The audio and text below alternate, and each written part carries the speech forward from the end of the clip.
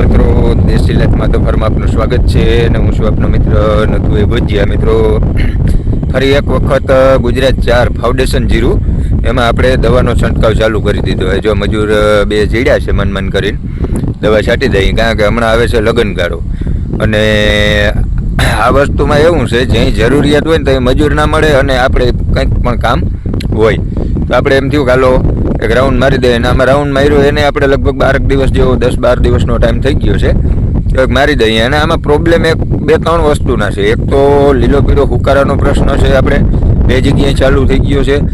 અને એક મોલો મચ્છીનો હે એટલે એ છે. પ્લસ કે આપણે કોઈ એવું હેવી ફૂગનાશક અત્યારે માર્યું નથી તો એ આપણે થોડુંક મારી દઈએ. તો તમને બતાવું કઈ પ્રકારનો રાઉન્ડ આલે છે અને કઈ કઈ દવાનો ઉપયોગ આપણે કરીએ છીએ અને કેટલી વાર આપણે છાંટતા થાય એ તમને કહું. એ પહેલાં ચેનલને સબસ્ક્રાઈબ કરી લેજો અને વિડીયો ગમે તો લાઈક શેર કમેન્ટ કરી દેજો અને શેર જરૂર કરજો. થોડોક વાડીમાં જઈએ એટલે પવનનું જોર વધારે હોય તો થોડુંક ડિસ્ટર્બ થાય, પણ જોઈએ આગળ. જો મિત્રો આ આપણું જીરું હોય અત્યારે આમ જોઈએ ને તો એકદમ કમ્પ્લીટ છે, ક્યાંય કોઈ વાંધો નથી આવ્યો. પણ એક જો આ હોટી દેખાય ને ત્યાં એક હુકારાનો પ્રશ્ન છે અને એક આ હુકારાનો પ્રશ્ન છે. જો અહીંયા છે જ ક્યારા બે બેહી ગયેલા છે, એથી 3 ક્યારામાં પણ ત્યાં દર વર્ષે આવે છે એટલે બહુ કંઈ એવું બીવા જેવું નથી. પણ ટૂંકમાં ત્યાંથી કંટ્રોલ થઈ ગયો છે. પણ ત્યાં બે જગ્યાએ શરૂઆત થઈ છે અને આપણે આનો આગલો રાઉન્ડ છે એ મેટાલિક સેલ અને ઝીંક ઓક્સાઇડનો મારેલો હતો, પણ એમાં 4% મેટાલિક સેલ હતું અને 65% મેન્કોજેબ હતું ફૂગનાશક તરીકે. તો એ રાઉન્ડ માર્યો ત્યાર પછી આપણે આને પિયત આપવાની ગણતરી હતી, પણ હુકારાના લીધે આપણે પિયત આપ્યું નથી. હવે આગળ વિચારીએ શું કરીએ. પણ અત્યારે કયો રાઉન્ડ મારું એ તમને બતાવું.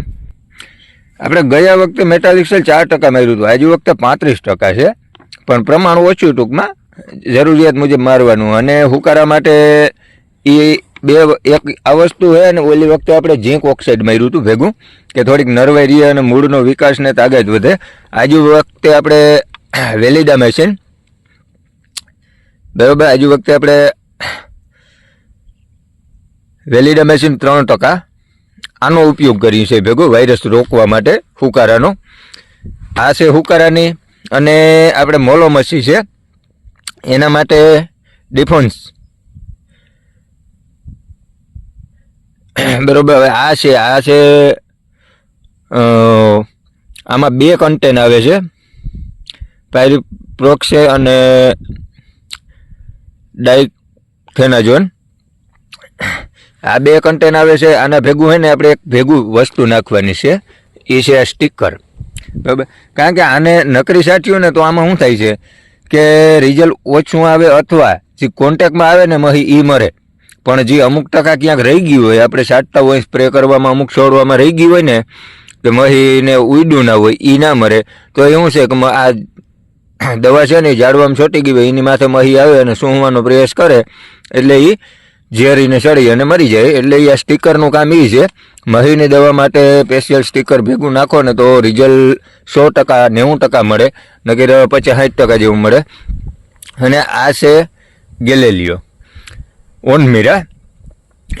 આ આપણે 7 નંબરમાં માર્યું ને એમાં ટાટા આર્ગોન માર્યું હતું અને આમાં આપણે છે ને એમ થયું કે હાલો હવે ગેલેલિયો ચાલુ કરી દઈએ. ગેલેલિયાને 50 દિવસ થાય ને ત્યારથી ફૂગનાશક સારું રાઉન્ડ મારવાનું એટલે કારુભાઈ ના આવે, કારણ કે વાતાવરણ બગડે તો કંઈ નક્કી ના હોય. આ કંઈ આવે જીરું છે ને જીરું એનું મનનું ધાર્યું કરે, ખેડૂતનું મનનું ધાર્યું ના થવા દે. આમાં જીરાને કવડો ખર્ચો કરાવવો હોય ને એ જીરું નક્કી કરે કે ભાઈ આને વીઘે 3000 ચડાવવા 5000 ચડાવવા, અને ચડાવતા એને એમ થાય નથી થવું તો ના એ થાય.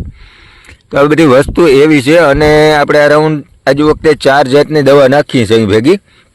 આ એક હુકારાની છે, આ એક ફૂગનાશ, આ 2 હુકારાના છે મેટાલિક સેલ અને વેલિડામેશન. અને આ છે ફૂગનાશક કાર્ય માટે. અને આ છે ને એ 2 એક જ છે.